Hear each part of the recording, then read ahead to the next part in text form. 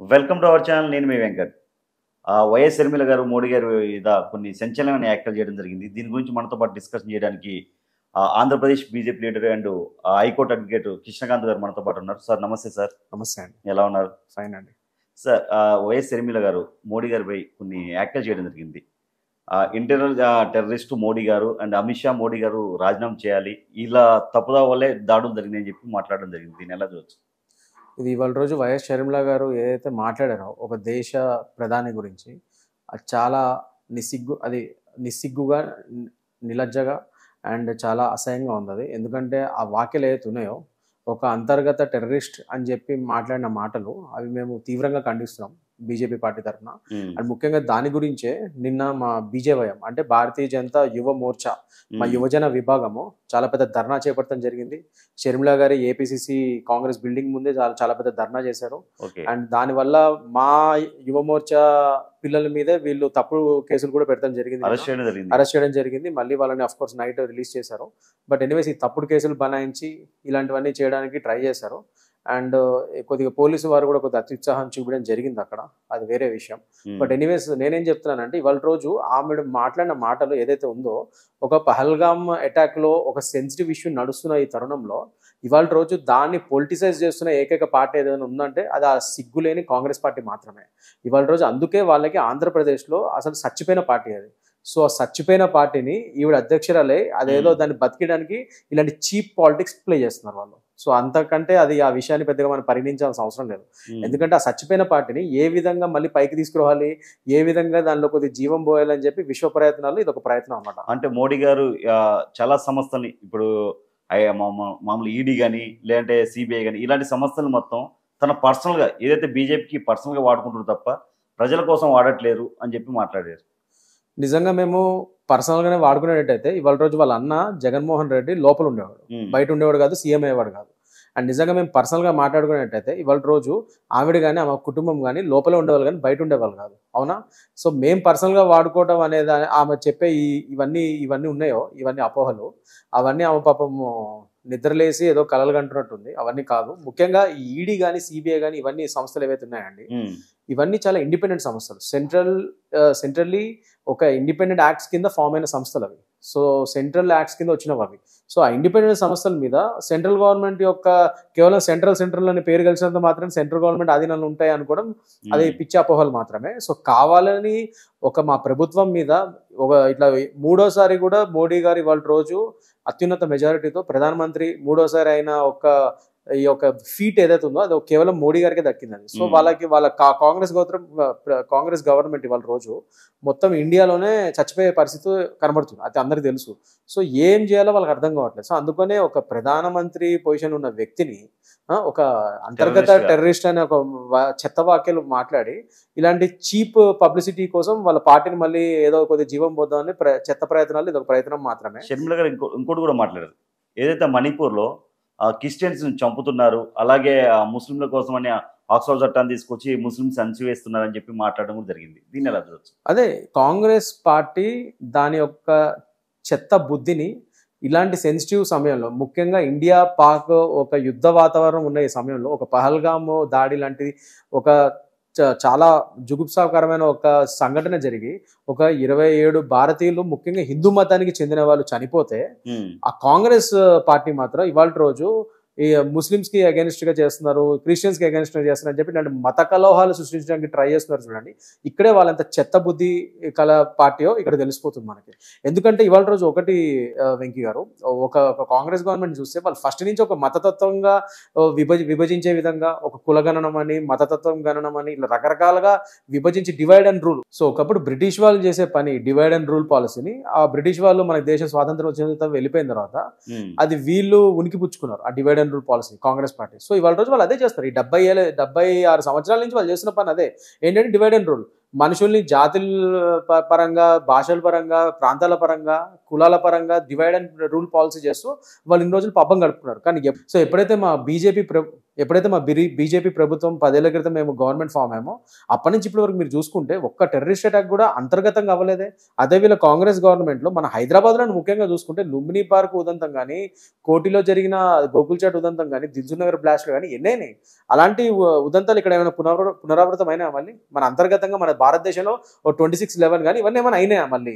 ఏదైనా బార్డర్స్లోనే అయినాయి. ఆ బార్డర్స్లో అయినా పుల్వామా అటాక్ కానీ, ఆ మిగతా అటాక్స్ కానీ వాటన్నిటికి కూడా ఇమీడియట్గా బాలాకోట్లో వాళ్ళు సమాధానం చెప్పారు మన గవర్నమెంట్.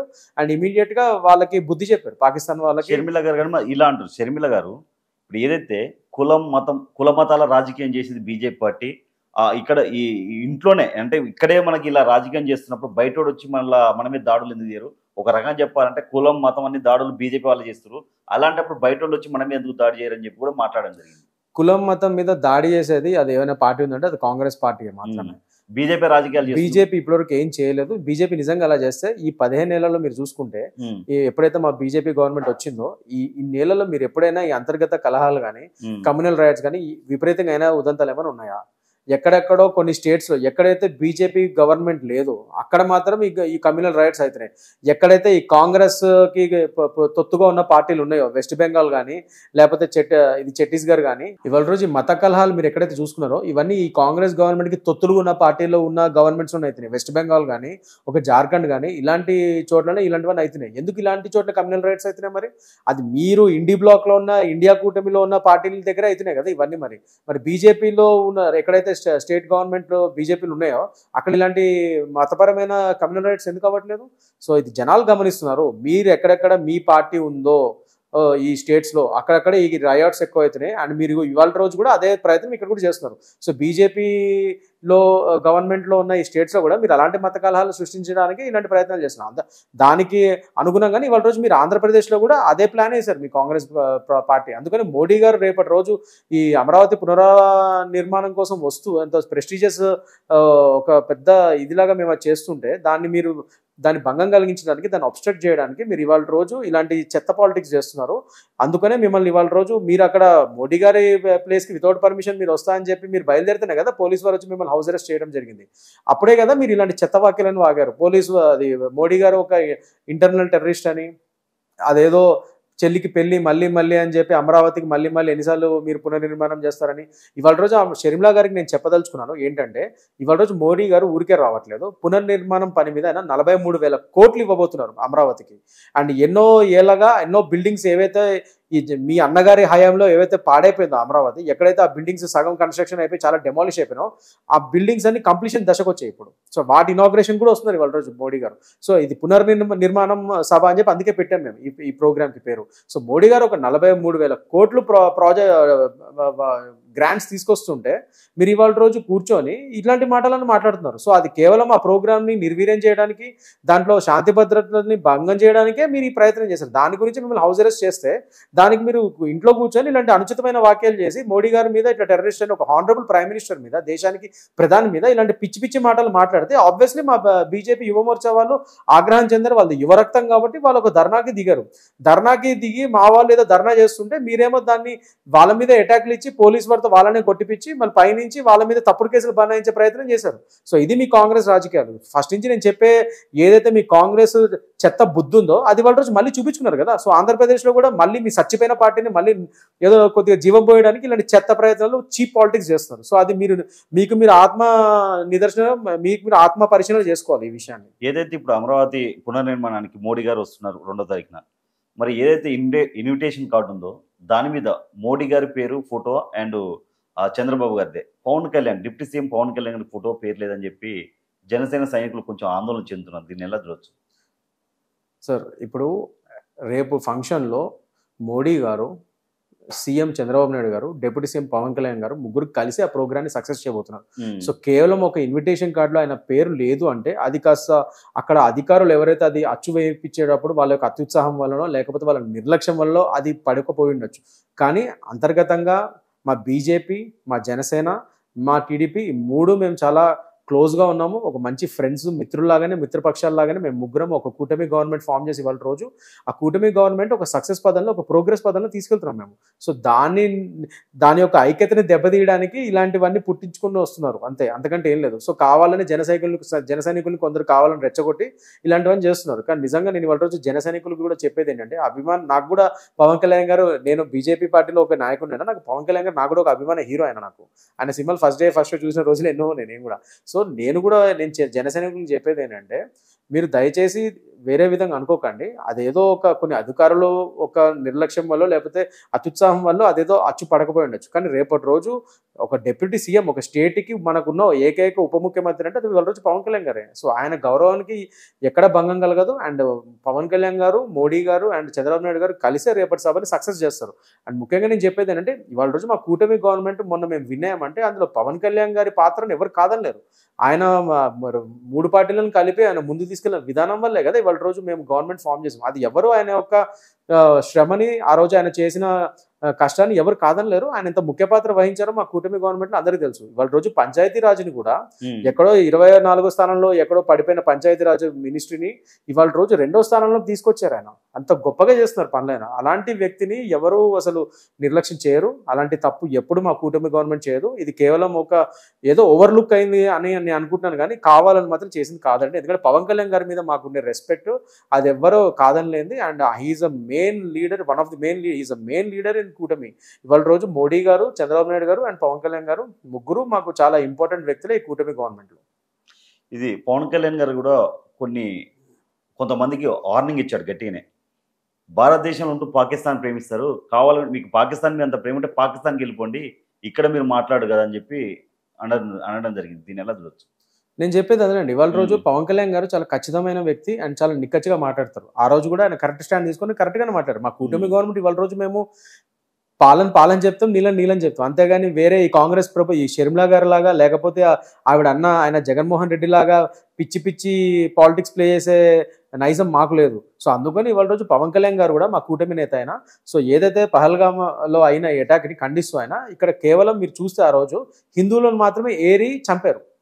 వాళ్ళని హిందువులో కాదని నిర్ధారించుకొని మరి ఇంకా జుగుప్సాకరంగా చెప్పాలంటే వాళ్ళ ప్యాంటులు కూడా విప్పి చూసి నిర్ధారించుకొని మరి చంపారు మీరు హిందువులా కాదా అని చెప్పి. అంత అసహ్యంగా చేశారు వాళ్ళు ఆ టెర్రరిస్టులు. ఒక హిందూ ప్రొఫెసర్ కలమా చదివి తప్పించుకోవడం జరిగిందంట. దీన్ని ఎలా చూడొచ్చు? అంటే ఒక హిందువుగా పుట్టి మనం చదివి తప్పించుకోవాలా? నేను చెప్పేది అదే అండి. వాళ్ళ రోజు అక్కడ ఏదైతే అయిందో అది పాకిస్తాన్ బ్యాక్డ్ టెర్రరిజం. అది పాకిస్తాన్ కుక్కలు. ఇవాళ రోజు నేను నిజంగానే ఇవాళ చాలా కోపం మీద మాట్లాడుతున్నాను. పాకిస్తాన్ కుక్కలని అంటున్నాను. మీరు అన్నారు కాబట్టి చెప్తున్నా, ఒక పాకిస్తాన్ కుక్క చాలా ఎక్కువ మరుగుతుంది. ఎవరైతే లస్కరే తోయిబో చీఫ్ హఫీజ్ సాయిద్ అనేవాడు ఉన్నాడో మోడీ గారి గురించి చాలా సంచలనమైన వ్యాఖ్యలు మాట్లాడాడు. 4 కోస్తా, సింధు జలాల వాటర్ ఆపితే మీ రక్తాన్ని పారిస్తా అని చెప్పి మాట్లాడారు. దీన్ని ఎలా చూడొచ్చు? ఫస్ట్ ఆఫ్ ఆల్ ఆ కుక్కకి మేము చెప్పేది ఏంటంటే సింధు జలాన్ని ఆల్రెడీ ఆపేసాం మేము. సో ఇప్పుడు ఏం పీక్కుంటారో పీక్కోమనండి ఫస్ట్ అండ్ ఫార్మోస్ట్. అండ్ ఇవాళ రోజు మీరు చూసుకుంటే నేను చెప్పేది ఏంటంటే మోడీ గారి గురించి వాళ్ళు అక్కడ నుంచొని ఏదో పిచ్చివాగుడు వాడమే తప్ప వాళ్ళు చేసేది ఏం లేదు. ఇవాళ రోజు భారతదేశం తలుచుకుంటే ఏం చేయబోతున్నామో మీరు ముందు చూడబోతున్నారు. అది మేము చేసి చూపిస్తాం. టెర్రరిజం అనే దాన్ని మొత్తానికి అంతం చేయబోతున్నాము. ఇదే గవర్నమెంట్ 3వ తరంలో మోడీ 3.0 అంటే ఏంటో మీరు చూస్తారు. టెర్రరిజం, ఉగ్రవాదానికి మొత్తాన్నే భూమిలో పాతేయడానికి మా దగ్గర అన్ని ప్రణాళికలు రెడీ అయినాయి. ఈ పల్గామా అటాక్తో మొత్తానికే మేము ఇంకా కళ్ళు తెరుచుకున్నాము. ఇంకా చాలా పటిష్టంగా డిఫెన్స్ సిస్టమ్స్ చేసి మీరు త్వరలో చూడబోతారు. పాకిస్తాన్ బ్యాక్డ్ ఈ టెర్రరిజం అంటే పాకిస్తాన్ దేశం ఏదైతే ఈ టెర్రరిజాన్ని పెంచి పోషిస్తుందో ఆ దేశానికి తగిన బుద్ధి చెప్పబోతున్నాము. ఆ ఉగ్రవాదం మీద ఉక్కుపాదం మోపి మొత్తానికి దాన్ని అంతం చేయబోతున్నాం. ఏదైతే పాకిస్తాన్ మీద భారత్ దాడి చేయబోతుందని చెప్పి సంఖ్యలతోని ఏదైతే ఇప్పుడు ఈ పాకిస్తాన్ కుక్కునడానికి పాకిస్తాన్ ఆర్మీకి సంబంధించిన వాళ్ళే రక్షణ ఇస్తున్నారు, అలాగే ఉగ్రవాదులు కూడా ఆ ఇంటి చుట్టూ కాపులుగా ఉన్నారని చెప్పి అంటారు. మరి పాకిస్తాన్ మా ప్రమేయం లేదు ఏ ఉగ్రదాడులు అని చెప్పి మాట్లాడేవాళ్ళు మరి ఎలా ఉగ్రవాదాన్ని ఎలా ప్రోత్సహిస్తున్నారు? దయ్యాలు వేదాలు వాళ్ళు ఇస్తున్నట్టు పాకిస్తాన్ ఇవాళ రోజు ఉగ్రవాదం మీద మాట్లాడాలంటే ఏం చెప్తాను ఇంకా నేను అసిగ్గులేని దేశానికి నేను ఒకటే చెప్పగలుగుతా. ఇవాళ రోజు ఒసామా బిన్ లాదెన్ ని US సోల్జర్స్ పాకిస్తాన్ లో చంపారు, ఆఫ్ఘనిస్తాన్ లో కాదు. ఆయన దొరికింది పాకిస్తాన్ లో, ఆఫ్ఘనిస్తాన్ లో కాదు. సో అలాంటి పాకిస్తాన్ ఇవాళ రోజు ఉగ్రవాదులకు మాకు సంబంధం లేదు, హఫీజ్ సయ్యద్తో మాకు సంబంధం లేదంటే ప్రపంచ దేశాలు కూడా నమ్మట్లేదు. అందుకని ఇవాళ రోజు వీళ్ళు మనం సింధు జలాలు ఆపంగానే అండ్ మనము యుద్ధ వాతావరణం నెలకొల్పంగానే భయపడిపోయి అమెరికాని వెళ్ళి వీళ్ళు బతిమలాడితే అమెరికా ఏం చెప్పింది ఇవాళ రోజు, మీది ఉగ్రవాదిని ఎప్పుడైతే మీరు మొత్తానికి అంతం చేస్తారో అప్పుడు మేము వచ్చి మనం మాట్లాడగలుగుతాము, అప్పుడు మేము ఒక డిప్లొమసీ ట్రై చేస్తాము, లేకపోతే మేము మీకు ఏం విధంగా సహకరించలేమని చెప్పి అమెరికా కూడా ఇవాళ రోజు వాళ్ళని వెళ్ళగొట్టేసిన పరిస్థితి. పాకిస్తాన్కి చైనా సపోర్ట్ ఉందంటారా? ఏ సపోర్ట్ ఉన్నా కూడా మనల్ని చేసేదేం లేదు. పాకిస్తాన్ ఇప్పుడు కేవలం ఒక చైనా కూడా ఒక దేశమే, అది కూడా వాళ్ళ ఒక పవర్ఫుల్ దేశం అని ఇది మీడియా కథనాలు అది ఉన్నాయి, కానీ అట్ ద సేమ్ టైం కొద్దిగా పవర్ఫుల్ అయి ఉండొచ్చు, కానీ ప్రపంచం మొత్తాన్ని అది శాసించే అంత పెద్ద పవర్ఫుల్ కంట్రీ అయితే ఇంకా కాలేదు. సో కేవలం ఒక అరొకర దేశము ప్లస్ చైనా దేశాలు ఇలాంటివన్నీ కొద్దిగా పాకిస్తాన్ సపోర్ట్ ఇచ్చినంత మాత్రాన అది ఇండియాని విన్ అవ్వలేదు కదా. అదే ఇండియాకి మనకి రష్యా ఉంది, ఇజ్రాయెల్ ఉంది, అమెరికా కూడా మన ఇప్పుడు సపోర్ట్గా ఉంది, ఇంకా పెద్ద పెద్ద దేశాలు చాలా ఇంకా పవర్ఫుల్ దేశాలు మనకి సపోర్ట్గా ఉన్నాయి కదా. అండ్ వాళ్ళ యొక్క డిఫెన్స్ సిస్టమ్స్ ఎలా ఉన్నాయో మనకు తెలుసు. అండ్ చైనా కానీ ఇవన్నీ వదిలేయండి, అమెరికా నుంచే కదా మేజర్ మీకు వెపన్స్ అని కొనుక్కునేది. అమెరికా ఉన్నదే డిఫెన్స్ సిస్టమ్స్ అండ్ వాళ్ళ యొక్క వెపన్స్ చాలా ఫేమస్. సో అక్కడి నుంచి కూడా మనం కొనుక్కుంటాం. అలాంటిది అమెరికా కూడా సపోర్ట్ ఉంది వాళ్ళ రోజు మనకి, ట్రంప్ గవర్నమెంట్ కూడా మనకే వత్తాసు పలుకుతుంది. అలాంటప్పుడు రష్యా, ఒక అమెరికా అండ్ ఇజ్రాయెల్ ఇంకా వేరే దేశాలు అన్ని కూడా మనకి భారతదేశానికి వాళ్ళ రోజు సపోర్ట్ ఇచ్చి ఆ పాకిస్తాన్ ని ఒంటరిదాన్ని చేసినప్పుడు ఇంకా పాకిస్తాన్ ఏం చేయగలుగుతుంది? అంతే అంటారు, ఒక చైనా సపోర్ట్ తోనే అది మొత్తం మన ఇండియాని విన్ అయిపోతాం, మరి మిగతా దేశాలకి ఊరుకుంటాయా? అండ్ మిగతా దేశాలు మనకి సపోర్ట్ ఇచ్చిన ఇవ్వకపోయినా ఇవాళ రోజు మన దేశం భారతదేశంలో కూడా we are nuclear power, we have very good defence system, చాలా గొప్పగా ఉన్నాం మన యొక్క డిఫెన్స్ సిస్టమ్ చాలా బలంగా పటిష్టంగా ఉంది. సో న్యూక్లియర్ బాంబ్ వార్ఫేరే కాదు, ఏ వార్ఫేర్ వచ్చినా మనం తట్టుకోగలుగుతాం. రివర్స్ లో కూడా చాలా ఇంకా అంతకంటే 10 times గట్టిగా సమాధానం చెప్పే పరిస్థితిలో భారత్ ఉంది. అందుకని పాకిస్తాన్ ఇవాళ రోజు మనతో యుద్ధం అనగా చాలా భయపడిపోయి వణికిపోతుంది. దాని గురించే కదా వేరే దేశాలన్నీ అడుక్కు తింటుంది ఇప్పుడు, యుద్ధం ఆపండి అని చెప్పి. వాళ్ళ యొక్క ఆర్మీ చీఫ్ ఇప్పుడు ఎక్కడున్నాడో తెలియదు, పారిపోయాడు, అతని కుటుంబాన్ని ముందే విదేశాలకు పంపించేశారని చెప్పి వార్తలు వస్తున్నాయి. ఒక దగ్గర మొన్న ఒక పేపర్ పాకిస్తాన్ ఒఫీషియల్ ఒకటి రిలీజ్ అయింది, అది ఒక 15 మంది 2000 మంది మిలిటరీ ఆఫీషియల్స్ పాకిస్తాన్ లో వాళ్ళందరూ రిజైన్ చేస్తారు యుద్ధం అనగానే భారత్ అని చెప్పి. సో వాళ్ళ పరిస్థితులు అట్లుంది, ఇవాళ రోజు వాళ్ళ సైన్యం కూడా పారిపోయే పరిస్థితి. మరి కొంతమంది ఎవరైతే ఇప్పుడు డిఫెన్స్ మినిస్టర్ ఉన్నాడో అతను భారతదేశం యుద్ధం స్టార్ట్ చేస్తే మేము దానికి తగ్గేలేదు, దేనికైతే దానికి రెడీ, మేము కూడా ప్రతిదాడికి రెడీగా ఉంటామన్నట్టు కొన్ని మాట్లాడాడు. మరి దాన్ని చూస్తాం. గత కార్గిల్ వార్ లో వాళ్ళు అంతే ప్రగల్భాలు పలికారు, అంతకుముందు 1971 లో జరిగిన వార్ లో కూడా అదే ప్రగల్భాలు పలికారు వారు. సో ఇదివరకు అన్ని యుద్ధాల్లో వాళ్ళు అలానే మాట్లాడారు. మేకపోతే గాంభీర్యం అంటారు కదా, అది చూపిస్తారు వాళ్ళు అంతే. సో ఇప్పుడు వాళ్ళ మీద దాడి జరగబోతుంటే వాళ్ళు ఇప్పుడు మేకపోతే గాంభీర్యం చూపించకపోతే అంతకంటే ఏం చేయగలుగుతారు? 100% జరిగే అవకాశం ఉందంటారా? నా దృష్టిలో అయితే అసలు యుద్ధం ఆల్రెడీ స్టార్ట్ అయిపోయింది అంటున్నా. అంటే యుద్ధం అంటే మీరు ఓన్లీ మిలిటరీ పరంగా ఆలోచిస్తున్నారు. నేనేమంటారంటే ఎప్పుడైతే వాళ్ళ సింధు జలాలు ఆపేసామో, ఎప్పుడైతే వాళ్ళ ఎయిర్ ఫీల్డ్ వాటిని కూడా బ్లాక్ చేసామో, ఎప్పుడైతే ఇంకా రకరకాల ట్రేడ్ అండ్ వాటిని కూడా చాలా మటుకు నిర్వహించాలి, వాటర్ సమస్య వచ్చింది, ఇప్పుడు చాలా సమస్య వచ్చింది. అండ్ ట్రేడ్ పరంగా కూడా వాళ్ళని అన్ని విధాలుగా నిరోధించడానికి కూడా ప్రణాళికలు జరుగుతున్నాయి. సో ఈ విధంగా వాళ్ళని వేద ఇవన్నీ విధంగా మనము అన్ని విధాలుగా అష్టదిగ్బంధన చేయడానికి రెడీ అవుతుంది India. So not only just only military పరంగా కాకుండా మిగతా విషయాల్లో కూడా పాకిస్తాన్ మీద ఆల్రెడీ మనం వారు ప్రకటించేసాం. సో ఈ లెక్కన మీరు అనుకుంటున్న వారు ఏదైతే ఉందో అది ఆల్రెడీ స్టార్ట్ అయిపోయినట్టు నా ఉద్దేశం, మరి నా పర్సనల్ ఒపీనియన్. పాకిస్తాన్ అభివృద్ధిని పక్కకు వదిలేసి ఎందుకు ఈ ఉగ్రవాదాన్ని పోషిస్తుంది అసలు? ఎందుకంటే వాళ్ళకి ఇంకా వేరే ఆధారం లేదు, ఆదాయం లేదు. ఇవాళ రోజు పాకిస్తాన్ చూసుకుంటే it's a failed state. India నుంచి విడిపోయి ఒక ప్రత్యేక దేశంగా ఏర్పడిన తర్వాత పాకిస్తాన్ ఇప్పుడు సాధించింది ఏమండి? ప్రతిసారి కాశ్మీర్ గొడవలు, కాశ్మీర్ గురించి యుద్ధాలు, అవి చేయడాలు, పక్క దేశానికి వెళ్ళడాలు, ఈ పక్క దేశానికి వెళ్ళడాలు, ఇవి తప్ప పాకిస్తాన్కి ఒకటే ఏం ఏంటంటే ఇండియాని ఎట్లాగైనా నాశనం చేయాలని ఒకే ఏంతో బతికిన దేశం పాకిస్తాన్, ఇండియన్. అంతేగాని సొంత డెవలప్మెంట్ గురించి, సొంత ప్రోగ్రెస్ గురించి ఎప్పుడైనా ఆలోచించిన దాఖలాలు లేవు పాకిస్తాన్కి. ఇట్స్ ఎ ఫెయిల్డ్ స్టేట్ అంటారు దాన్ని. ఆ ఫెయిల్డ్ స్టేట్ని ఇంకా అంతకంటే ఏముంటుంది? అందుకని వాళ్ళు అడుక్కు తినే స్టేజ్లో ఉన్నారు వాళ్ళు. వాళ్ళ ఎకనామీ కూడా చాలా పడిపోయింది, ఇవన్నీ నడుస్తున్నాయి. వాళ్ళ ఆర్థిక వ్యవస్థ కూడా మొత్తానికి నాశనం అయిపోయింది. అందుకనే కదా ఇవాళ రోజు మనతో యుద్ధం అంటే వాళ్ళు వణికిపోయి వస్తున్నారు. సో అలాంటి పాకిస్తాన్ అందుకని ఇలాంటి పిరికిపంద చర్యలు, ఇలా టెర్రరిజంని బ్యాక్ చేస్తూ టెర్రరిస్టులను పంపించి అప్పుడప్పుడు ఇండియాలో మన అమాయకపు ప్రజల్ని చంపేసి శునకానందం పొందుతుంది. సో దానివల్ల ఇండియాలో డిస్టర్బెన్సెస్ తెచ్చి మొన్న మీరు పహల్గామ్ అటాక్ కూడా మీరు చూసుకుంటే, ఆ పహల్గామ్ అటాక్లో ఇప్పుడు జమ్మూ కాశ్మీర్ ఆర్టికల్ 370 అబ్రోగేషన్ తర్వాత 370 తీసేసిన తర్వాత జమ్మూ కాశ్మీర్ మళ్ళీ టూరిజంగా చాలా డెవలప్ అవుతుంది, మంచిగా ఇక్కడ శాంతి నెలకొల్పుతుంది. అండ్ ఒక డెమోక్రసీ ద్వారా ఒక స్టేట్ గవర్నమెంట్ ఏర్పడింది, వాళ్ళు కూడా మనకి సహకరిస్తున్నారు. ఇప్పుడు ఒమర్ అబ్దుల్లా గవర్నమెంట్. మొన్న ఒమర్ అబ్దుల్లా ఎప్పుడు లేదు, ఒమర్ అబ్దుల్లా మొన్న మోడీ గారిని ఎంత పొగిడారు, అవునా కదా? సో ఇలాంటివన్నీ చేంజెస్ జరుగుతున్నాయి జమ్మూ కాశ్మీర్లో, అది అందరు చూస్తున్నారు. అక్కడ లోకల్స్ కూడా చాలా హ్యాపీగా ఉన్నారు. ఇన్నేళ్ల తర్వాత ఎంతో పీస్, ఒక శాంతి నెలకొల్పాం మనం జమ్మూ కాశ్మీర్లో, నెలకొల్పింది అని చెప్పి వాళ్ళు ఆనందపడుతున్నారు. సో ఆ శాంతి భద్రతల్ని భంగం చేసి మళ్ళీ జమ్మూ కాశ్మీర్ లోకల్స్లో ఆ భయభ్రాంతులు చేసి అక్కడ టూరిజంని పాడు చేసేస్తే, ఇలా టూరిస్టులను వచ్చి చంపేసి టూరిజం పాడైపోతుంది, మళ్ళీ వాళ్ళ ఆదాయం పోతుంది. అప్పుడు మళ్ళీ అక్కడ లోకల్ యువత ఎవరైతే ఉన్నారో వాళ్ళందరూ మళ్ళీ టెర్రరిజం వైపు మొగ్గు చూపుతారు అన్నది వాళ్ళ ఒక ప్లాన్, ఆ పాకిస్తాన్ యొక్క చెత్త ప్లాన్ అది. సో దానికి అనుగుణంగానే ఇవాళ రోజు ఆ టెర్రరిస్ట్ అటాక్ జరగడం జరిగింది, అది చాలా బాధాకరం. సో దాని గురించి ఇవాళ రోజు ఇండియా గట్టి సమాధానం ఇవ్వబోతుంది అండ్ ఇస్తుంది తొందరలోనే. రేవంత్ రెడ్డి గారు మాట్లాడుతూ మోడీ గారు నన్ను ఫాలో అవుతున్నారు ఇది విధానంలో, ఇక్కడ ఉన్న లోకల్ బీజేపీ నాయకులు నన్ను చూసి అసూయపడుతున్నారని చెప్పి మాట్లాడడం జరిగింది. దీన్ని ఎలా చూడవచ్చు? అలాగే కులగణన, కేంద్రం కులగణన చేస్తామని చెప్పి ప్రకటించడం జరిగింది. దీన్ని ఈ క్రెడిట్ని రాహుల్ గాంధీ సాధించిన విజయంగా రేవంత్ రెడ్డి గారు చెప్తున్నారు. దీన్ని ఎలా చూడవచ్చు? ఇది చాలా హాస్యాస్పదంగా ఉందండి. ఇక పోయి రేవంత్ రెడ్డి గారిని ఇన్స్పిరేషన్గా తీసుకుని ఆయన ఫాలో అవ్వాల్తున్నారు అంటే నేను ఏం మాట్లాడతాను చెప్పండి. ఏ విషయంలో ఫాలో అవ్వాలి ఆయన చూసి? ఆయన పెట్టిన HU 400 acres ఏ విధంగా ఒక ముక్కుపచ్చరాలని చెట్లను నరికేద్దామన్న, ఒక ప్రకృతిని హరింపజేద్దామన్న పాలసీ తీసుకొచ్చాడో దాన్ని చూసి ఫాలో అవ్వాలా? లేకపోతే హైడ్రా పేరు మీద చాలా మంది అమాయకుల ఇళ్ళని ఇరగొట్టారు, దాన్ని చూసి ఫాలో అవ్వాలా? ఏం చూసి ఫాలో అవ్వాలి? ఇవాళ రోజు రేవంత్ రెడ్డి గారి వల్లే కదా రియల్ ఎస్టేట్ ఇవాళ రోజు తెలంగాణలో మొత్తానికి పాడైపోయి చాలా మంది బిజినెస్ మెన్లు, మామూలు వాళ్ళు, దాని మీద డిపెండ్ అయిన వాళ్ళు అందరూ రోడ్డు మీదకి వచ్చేసిన ఉదంతం. అండ్ గవర్నమెంట్ జాబ్స్ పరంగా కూడా యువతకి ఏం ఉపాధి కూడా కల్పించలేదు. అసలు ఏ విధంగా రేవంత్ రెడ్డి గారిని చూసి ఫాలో అవ్వాలండి నాకు అర్థం కావట్లేదు. ఇది చాలా హాస్యాస్పదంగా ఉంది first and foremost thing. And ఇంకోటి ఏంటంటే, ఒకటి ఇక్కడ మనం చెప్పాల్సింది ఏంటంటే సార్, మోడీ గారు నన్ను అడిగితే ఈ సెంచరీలోనే one of the strongest leader ఆయన.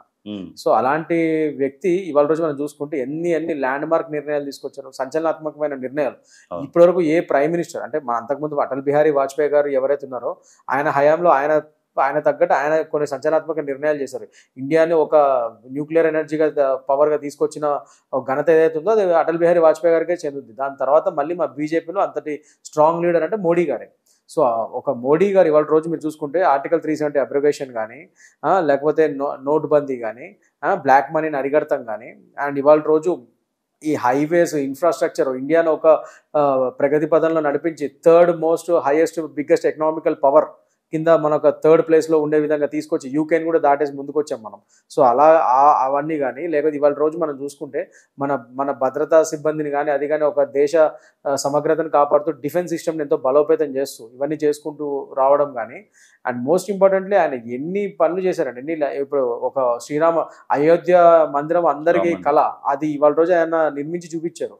సో ఒక వక్ఫ్ యాక్ట్ ఇవాళ రోజు, దాని మీద ఇవాళ రోజు మేము అన్ని కమిటీస్ మీటింగ్స్ కూడా పెడుతున్నాం. ఇప్పుడు ముస్లిం సోదరులతో వాళ్ళే వచ్చి చెప్తున్నారు మాకు, నేనే ఉన్నా కొన్ని కమిటీస్లో, వాళ్ళు వచ్చి చెప్తున్నారు ఆంధ్రాలో, సార్ మీరు మేము మోడీ గారికి చాలా కృతజ్ఞతలు సార్, చాలా మంచి అమెండ్మెంట్ తీసుకొచ్చారు, వక్ఫ్ అమెండ్మెంట్ 2025. సో దాంట్లో ఇవాళ ఎందుకంటే దాంట్లో పేద ముస్లింస్కి చాలా అన్యాయం జరుగుతుంది. ఈ పైన కొందరు ధనిక ముస్లింస్ మాత్రమే దాన్ని అనుభవిస్తూ, ఆ వక్ఫ్ బోర్డులో ఎవరైతే పనిచేస్తున్న ముస్లింస్ వాళ్ళు మాత్రమే ధనికులయ్యి మిగతా నిజంగా అసలు ఆ ఫలాన్ని బీద ముస్లిం వర్గాలకు చెందనవి కూడా చేస్తున్నారు.